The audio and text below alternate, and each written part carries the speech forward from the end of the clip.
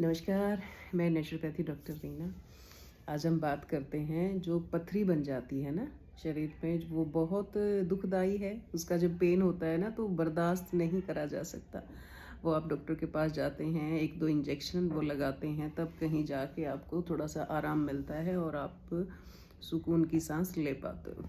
फिर ये permanent solution नहीं हुआ, आप कहीं भी फिर से भी वो पेन हो जाएगा। और क्योंकि जहाँ भी है वो पथरी, वो कहीं अड़ेगी और आपका पेन कोज़ करेगी।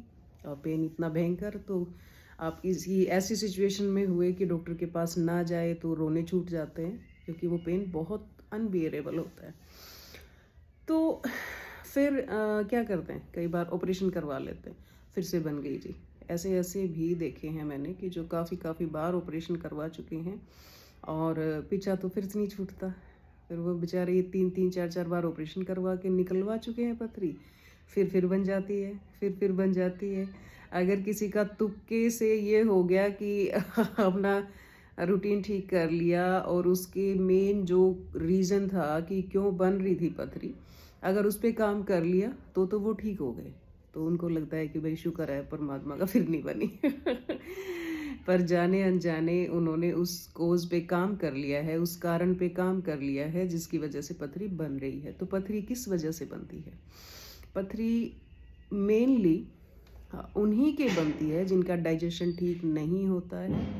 और जब पेट डाइजेशन ठीक नहीं होगा तो पेट अच्छे से क्लीन नहीं होगा। पेट अच्छे से क्लीन नहीं होगा तो बहुत ज़्यादा गैस बनेगी, बहुत ज़्यादा एसिड भी ज़्यादा बनेगा, उनको बहुत सारी दिक्कतें रहेंगी। तो जिनका पेट ठीक नहीं रहता उनको ही पथरियाँ बनती हैं।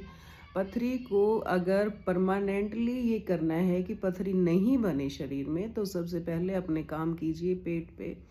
अपने पेट पे उसको बिल्कुल क्लीन हो हर रोज़। तो इसके लिए क्या करेंगे? इसके लिए अपनी डाइट में कच्चा खाना खाना शुरू करेंगे, है ना? कॉन्स्टिपेशन इसका मेन कारण है कि पेट ठीक नहीं रहता है। और कॉन्स्टिपेशन क्यों होता है? जब हम कच्चा खाना कुछ नहीं खाते हैं तो वो स्टक कर जाता है। गेहूँ वगैरह खा लिया, मेन फूड यही है, सारा उबला हुआ सारा जब खाते हैं तो फाइबर नहीं होता बॉडी में। फाइबर नहीं होता तो उसको क्लीन करने में हेल्प नहीं मिलती।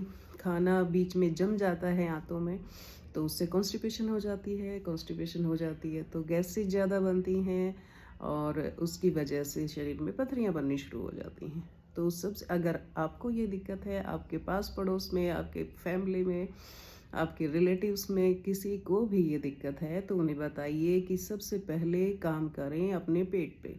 पेट जब ठीक रहना शुरू हो जाएगा तो ये चीज़ें धीरे धीरे ठीक होने लग जाएंगी। हेल्प कीजिए सभी की। नमस्कार।